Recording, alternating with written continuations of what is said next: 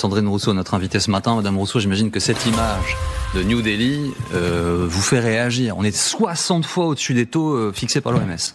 Non, mais ça, c'est pas la seule ville qui est concernée par les pollutions atmosphériques. Je rappelle que la France est aussi concernée et qu'elle peine à prendre des mesures qui soient à la hauteur de l'enjeu. C'est des morts par milliers. Rien que en France, c'est 48 000 morts par an prématurés liés à la pollution atmosphérique. Aujourd'hui, on ne peut pas continuer dans ce système-là qui met en danger nos vies, notre vie à moyen terme sur la planète et puis notre santé à très court terme. Alors, au sujet de notre santé, les agriculteurs se battent aussi, disent-ils, pour notre santé, c'est-à-dire fabriquer près de chez nous des choses que nous mangeons dans des conditions que nous maîtrisons. Ils sont de retour dans la rue aujourd'hui, sur les ronds-points, sur les autoroutes, pour manifester leur mécontentement. Est-ce que vous comprenez cette nouvelle mobilisation ? Surtout, au-delà de ça, qu'est-ce que vous dites au gouvernement dans le sillage des agriculteurs ? Alors je dis au gouvernement que pour l'instant vous faites des effets de menton. Je dis au président de la République vous faites des effets de menton, mais pour l'instant il n'y a aucune déclaration ou aucune mesure de votre part qui ne permet véritablement de ne pas signer le Mercosur. C'est-à-dire que vous n'avez pas renégocié le mandat de négociation auprès de l'Union européenne. C'est-à-dire que l'Union européenne a toujours le même mandat de négociation et vous n'organisez pas au sein de l'Europe une minorité de blocage. Et il n'est pas vrai que la France seule peut s'opposer à cela. Donc il y a un travail européen à faire puisque aujourd'hui l'Union européenne essaye de prendre toutes les mesures pour que la France n'ait pas à ratifier ce traité. Donc je dis à Emmanuel Macron, vous pouvez avoir des grandes déclarations comme vous en avez l'habitude. Aujourd'hui, il faut que vous vous engagiez à ce que l'Assemblée nationale et le Sénat ratifient ou pas le Mercosur et vous devez vous engager à renégocier le mandat de négociation dont l'Europe dispose vis-à-vis des pays du Mercosur d'Amérique. Il faut une majorité, Madame Rousseau. Il faut une majorité pour renégocier le... Oui. Eh bien, comment on le tente ? Comment on le tente ? Tous les agriculteurs d'Europe... Pour l'instant, on a du mal à avoir la minorité de blocage. Donc c'est ça la difficulté. Tous les agriculteurs d'Europe se sont mobilisés dans les derniers mois. Et précisément par crainte de la concurrence déloyale que fait peser le Mercosur sur les agriculteurs européens. Je rappelle, ceci étant dit, donc je veux dire, dans tous les pays d'Europe, il y a matière à monter une opinion publique pour faire en sorte que le Mercosur ne soit pas ratifié. Je redis que les produits agricoles ne sont pas des produits comme les autres. Ce ne sont pas des produits comme les autres. Et on ne peut pas mettre l'élevage français en concurrence avec un élevage notamment brésilien, argentin, qui ne dispose pas des mêmes normes, qui n'a pas le droit d'utiliser les mêmes produits et qui a le droit d'utiliser beaucoup plus de produits et d'intensifier beaucoup plus l'élevage que nous le faisons en France. Et par ailleurs, je redis aussi que une partie de cet élevage vient des terres qui sont gagnées sur l'Amazonie, qui sont gagnées par le feu. L'Amazonie connaît des incendies qui sont grandissants d'année en année. Aujourd'hui, c'est un des puits de carbone qui pourrait se retourner. C'est-à-dire qu'en fait, au lieu d'absorber du carbone, l'Amazonie, parce qu'elle se rétrécit, émettrait du carbone, ce qui est un danger mais inouï pour la planète entière. Cet accord du Mercosur ne doit pas voir le jour. Alors, il y a une chose qui intéresse les écologistes européens à l'évidence, c'est le passage au bas carbone ou au carbone neutre. Il se trouve que le Chili, l'Argentine, la Bolivie sont des producteurs de lithium. Ce lithium, on va l'acheter en Europe pour pouvoir effectivement monter les usines de batteries qui vont permettre aux voitures électriques de rouler. C'est compliqué de refuser un accord dans lequel on a aussi des intérêts. Mais bien Vous êtes sûr, d'accord avec ça ? Aussi des intérêts, sauf que le lithium, encore une fois, ne se produit pas comme ça. Et il y a un sujet sur le lithium en Amérique du Sud qui est pris dans des mines qui nécessitent énormément d'eau dans des zones où il manque d'eau. Donc en fait, on va aller capter de l'eau qui serait utile aux populations locales pour aller extraire du lithium qui après servirait nos voitures. Et nous, les écologistes, disons maintenant depuis très longtemps qu'il n'y a pas de monde où on remplace l'ensemble des voitures thermiques actuellement par des voitures électriques et que c'est ça l'avenir. Ça n'existe pas. Donc c'est raison pour laquelle il nous faut revoir nos mobilités. Il faut investir, mais massivement, dans les transports collectifs, dans les transports en commun, dans la SNCF. Et en fait, on est à l'inverse. Pas de lithium.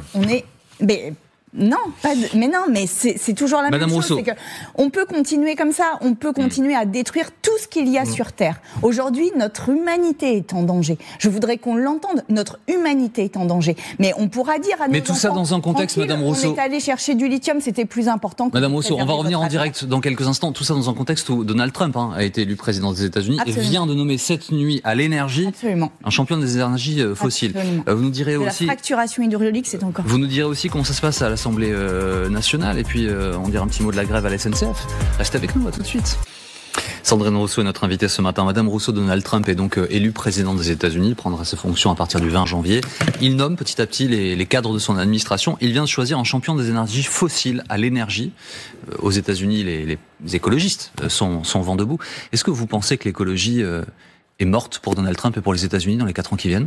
Alors, ça n'est pas un spécialiste des énergies fossiles. C'est quelqu'un qui a un intérêt personnel, financier immédiat dans les énergies fossiles. C'est-à-dire qu'il a une entreprise qui fait de la fracturation hydraulique, ce qui est la pire des méthodes pour extraire des énergies fossiles, et en l'occurrence du gaz de schiste, ce qui met en danger les populations tout autour, puisque ça met énormément de produits chimiques dans l'eau.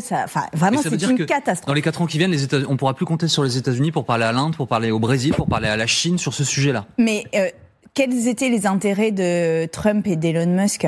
Quels étaient leurs intérêts ? C'était un intérêt immédiat de profit, de continuer le modèle économique tel qu'il est actuellement. Trump a réuni toutes les majors du pétrole et du gaz sur le sol américain pour qu'elle finance sa campagne. Vous croyez quoi ? Vous croyez qu'en fait Donald Trump c'est juste du populisme ? Ce sont des intérêts économiques extrêmement puissants des énergies fossiles pour que nous ne changions pas de trajectoire. Donc en fait, évidemment qu'il va leur rendre l'appareil.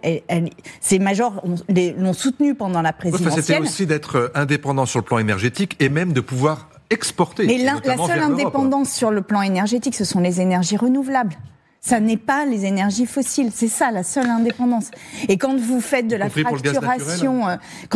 fracturation hydraulique qui encore une fois, met en danger des populations. Qu'est-ce qu'on va chercher quand il va faire des forages au nord, au nord de l'Alaska? Qu'est-ce qu'on fait? On met en danger toute la planète, tout l'écosystème. On est dans un anéantissement de la biodiversité. Pardon de ne pas être extrêmement positif ce matin. Et je sais qu'il faut donner aussi de l'énergie aux gens, mais là, on a vraiment besoin d'un virage maintenant. Et ces gens sont des dangers pour la planète, donc pour nous, pour nos enfants. Revenons en France, Madame Rousseau. Alors l'actualité, c'est un préavis de grève illimité reconductible déposé par l'intersyndicale de la SNCF, tous les syndicats. Ils disent non à la réforme du fret et non à une ouverture pour partie des lignes interrégionales. Il y a déjà des lignes nationales qui sont concernées exploitées par des compagnies espagnoles ou italiennes. Ils menacent donc de bloquer Noël, pour dire les choses. Est-ce que vous leur accordez votre soutien ? Bien sûr. Je leur accorde mon soutien pour une raison très simple, c'est qu'ils ont raison sur le combat qu'ils mènent. La SNCF a été en monopole d'État parce qu'on a estimé que cette mobilité collective, décarbonée, était essentielle à la population française et que ça ne pouvait pas être les intérêts privés qui mettent en concurrence des lignes et qui finalement fragilisent des petites lignes qui sont moins fréquentées que d'autres.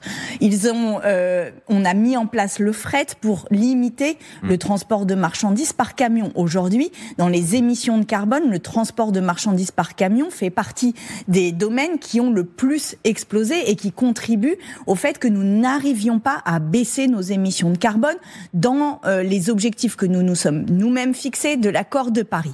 Et donc, il y a aussi des augmentations de salaire dans les négociations. Oui, ils ont raison. Voilà, et il faut le poser comme ça. On peut vous croyez pas qu'il serait temps quand même, Madame Rousseau, aussi de penser, vous y pensez, je sais, vos familles recomposées aux problèmes qu'elles ont, mais que pour Noël, je veux dire, comme en Italie, il y a une loi qui permette de sanctuariser, sans toucher au principe du droit de grève inaliénable, que soit sanctuarisé 15 jours pour que les familles, y compris des cheminots, se retrouvent. Non mais évidemment que ça va gêner les gens. Évidemment, c'est même l'objet d'un mouvement de grève, j'ai envie de vous dire. Mais là, l'enjeu pour lequel ils se battent est trop important. Il nous faut conserver le fret et il nous faut conserver toutes les lignes de chemin de fer parce que c'est un transport collectif. Je suis allée en Bretagne cet été, j'ai été absolument surprise que dans toutes les villes bretonnes, même les plus petites, il y avait une gare. Ces lignes ont été peu à peu supprimées pour les substituer à une mobilité par la voiture. On l'a vu tout à l'heure avec le lithium. Qu'est-ce que nous voulons comme mobilité ? Comment voulons-nous désenclaver des territoires ? Eh bien, ça n'est certainement pas en donnant au marché des lignes et en mettant un monopole public en concurrence avec des intérêts privés que nous allons y arriver. Donc oui, c'est un bien précieux, c'est un bien commun. Nous devons le sauvegarder. Merci à eux de mettre la pression. Madame Rousseau, alors je lisais des papiers ces dernières heures disant que le Rassemblement national, un peu bousculé dans son agenda avec les affaires judiciaires, réfléchirait à voter avec la gauche une motion de censure du gouvernement. Alors est-ce qu'il y a des discussions ? Est-ce que vous, élus de gauche, vous parlez avec les élus du Rassemblement national ? Est-ce que c'est une option que vous envisagez ? Alors non, je ne parle pas avec les élus du Rassemblement national, je m'en suis expliqué de nombreuses fois, je ne parle pas avec l'extrême droite dans l'hémicycle. Mais dans la manière dont vous posez la question, tout est dit. C'est-à-dire que vous dites vous-même, menacés par les procès, fragilisés par les procès du Rassemblement national, ils imaginent, je ne sais plus quels sont les mots exacts que vous venez d'utiliser, mais vous avez fait ce parallèle entre la motion de censure et la situation judiciaire dans laquelle ils se trouvent. Vous voyez bien que le Rassemblement national utilise la motion de censure comme un opportunisme politique. C'est-à-dire qu'ils le font parce qu'ils sont en difficulté. Ils ne le font pas au nom d'une politique, d'une ligne politique. Ils le font parce qu'ils sont en difficulté. Nous ferons la motion de censure parce que nous avons une ligne politique. Nous avions gagné des arbitrages extrêmement importants sur le budget et notamment un rééquilibrage entre les 0,1% les plus riches et toutes celles qui n'arrivent pas à manger. Aujourd'hui, un Français sur 3 se prive de repas. Il faut quand même avoir ce chiffre en tête. Donc nous avions prélevé un peu de richesse sur les 0,1% les plus riches pour les donner et pour les redistribuer aux personnes qui n'arrivent pas à manger. Ce budget que nous avons voté dans le volet recettes n'a pas été voté par le Rassemblement national ni par le camp du président de la République. Pourquoi ? Parce qu'ils ne veulent absolument pas d'égalité. C'est notre projet à nous, c'est l'égalité et c'est le respect de notre avenir.